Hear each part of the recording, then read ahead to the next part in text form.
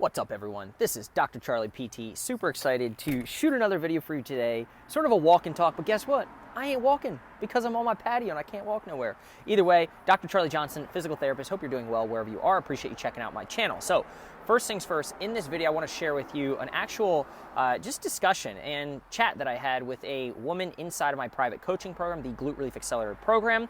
And she needed a little bit of direction because for years she has been told that sitting is bad, and all that time that you did what you loved, working with children, and sitting in those small chairs and, you know, just kind of being in all those positions that kids put you in, that was bad for you. And you should not do that. So what did she do, right? Because these beliefs were planted, she was told, hey, maybe your job isn't the best fit for you. And so she quit her job. And she quit as a result of that, doing that which she loved. And so you have to be really careful of what you take into your brain and or that which you accept. Because she accepted that to be true, that dogma. Dogma is something told to you and or seeded to you by an authority figure which you accept to be the truth. Because she accepted that to be the truth, she lived her life in accordance with that. She wants to go to Disney, but is worried about doing all that sitting because it's bad for her. She wants to work with kids again and wants to know, will I ever be able to work with them? Because I really like to do that, Charlie.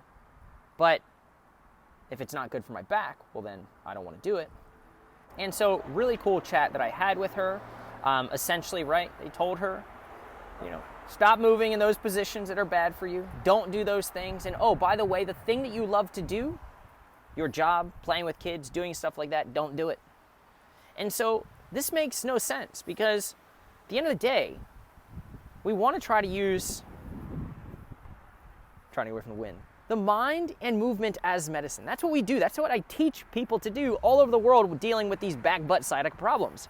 And that's the exact opposite of what I would recommend for someone in pain. So use movement as medicine. Oh wait, don't move. Don't do those things, right? Not only just don't do those motions and positions, right, that you need to do, but, oh, you like to work? Well, sorry, don't do that either. Don't do those joyful movements and activities that you love to do. And so you can see the trouble there. We're cutting people off, right, from that which is actually going to help them heal. And so in this video, right, that I'm going to show you here in a second, I chat through this question of, will I be able to do the things that I want to do? And what are your thoughts on X, Y, and Z, right? And help her and challenge her, right, to actually set a goal of going to Disney, of getting back to a job that she loves to do and cares about, and working with the kids that she cares about, and or volunteering, and finding some joy and finding some playfulness again in her life. Because we know that pain is a danger signal, and you know what's also a danger signal? Being pissed off because you can't do what you want to do.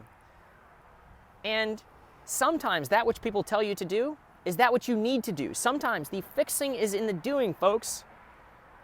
And so check this out. Let me know your thoughts. Hopefully it's valuable for you if you're dealing with some type of back, butt, and or sciatica problem. You're having a hard time getting out of it. You just feel stuck. So check it out. Leave me your thoughts below, and we'll jump right into it. I know I've been told a lot of things. Like been told to quit my job because moving the way I moved with the children, you know, hurt my body. Sitting for too long with them hurt my body. Sitting in the little chairs hurt my body. Carrying them on my hips hurt my body. So they're just, I just have all those things that they're telling me. So I'm thinking, will I never be able to work with kids again? And will I never be able to go on a Disneyland ride again? You know, because they say all these things and I'm just like, just too much in here, you know, that they're giving me. So that I have to just like, you know.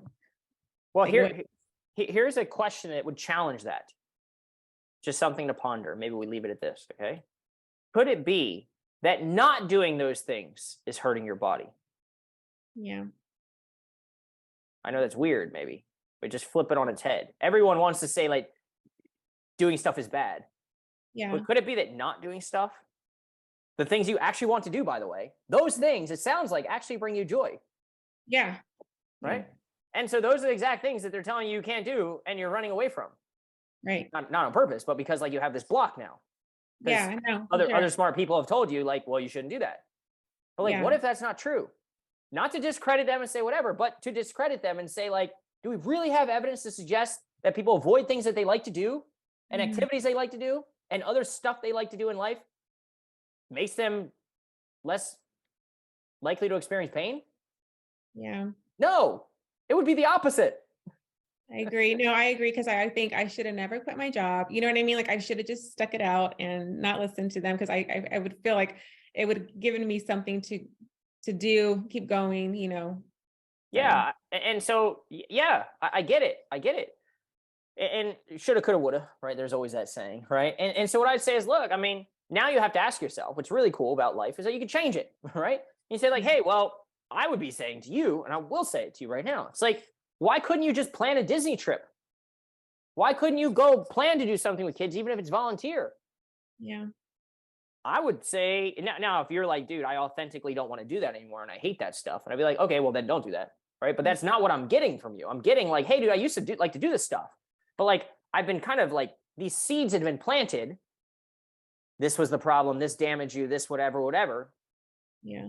The stuff, right? And then it's just kind of was like shut you down, literally. And then so you're like bumping up against these things, right? And now I'm here to tell you, like, hey, like, what if that doesn't have to be true? Mhm. What if the absence of doing those things, or the absence of having those things in your life, is actually keeping you from getting better? Right. You've got to live in the doingness of it to solve the problem, right? The fixing is in the doing. That's what I'm looking for, right? And so we talk a lot about fear and joy and self-compassion and like all this stuff in program in the early part. And it's like you're just starving yourself of that. Yeah, for sure. And not on purpose. I mean, so it's not your fault, right? Yeah. But like now you have some new stuff, right? Like let's unlock that and let's say, hey man, really cool stuff. Like, could we plan? Now your brain will start to go. Those beliefs aren't gone. Mhm. Oh, but I don't know. I still hurt when I get up. I got some burning down my leg. I get it. It's Mhm. cool. Okay. But could we not to set the expectation too high, not Mhm. to increase the pressure, but maybe we just say, hey, within the next year, I don't know, let's leave a loose end to it. Okay, so this way you're not like, oh my gosh, I got 6 months and 3 days, and you're counting down on your calendar. Okay, we don't want to do that. All right, but like, hey, to your husband, you're married, right? Yeah, Yeah. that's right. Or to I don't know, like whatever, some part of your network. Like, hey, I'm gonna do this. Like, set it as an intention, and let's just make it happen. Mhm. And that would be cool, right? Now, again, if you don't think it's cool, that's fine. But like, set something you think would be cool and you would authentically want to do, whether it's you want to work or maybe you don't have to work, or maybe, it doesn't matter. Just whatever that looks like for you, just design it and then just like put it down and let's just make it happen. All right, we're back on the patio because we didn't walk anywhere. All right, hopefully that was useful for you. Let me know your thoughts in the comments. Was this helpful? Do you see what I'm getting at? Do you see how I spend so much time creating videos on just how you can get in your own way? And here's the thing, it's not her fault. It's not your fault if you're watching this.